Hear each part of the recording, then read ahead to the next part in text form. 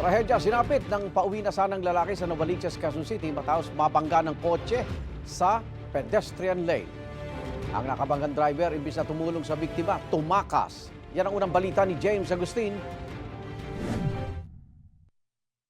Pagbaba sa van ng isang lalaki kita sa CCTV na naglakad siya sa pedestrian lane sa Quirino Highway sa Novaliches, Quezon City pasado alas 2 sa madaling araw ng Martes. Bago pa man tuluyang makatawid, biglang nasalpok ang lalaki ng isang kotse na mabilis ang takbo. Sa lakas ng impact, tumilapon ng lalaki at tumama sa concrete barrier. Ang kotse dumiretso lang. Nagmalasakit ang ilang napadang motorcycle rider para makahingi ng tulong. Ilang saglit pa dumating na ang ambulansya ng barangay at isinugod sa ospital ang biktima. Mga sugat naman yung katawan niya. Gumagalaw pa siya na parang may tulong siya.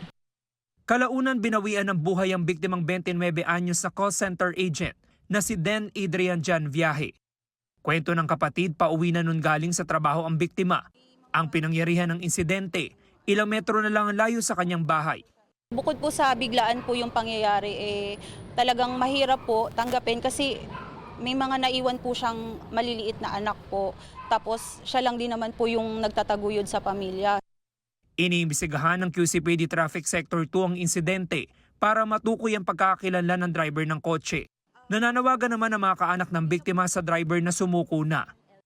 Gusto po talaga namin ay managot siya. Kasi po, hindi naman po tama na nakasakit ka na nga ng kapwa mo tapos magtatago ka na parang walang nangyari. So, kailangan po mabigyan ng hustisya yung kapatid namin.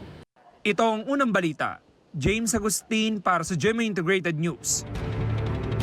Igan, mauna ka sa mga balita, mag-subscribe na sa GMA Integrated News sa YouTube para sa iba't ibang ulat sa ating bansa.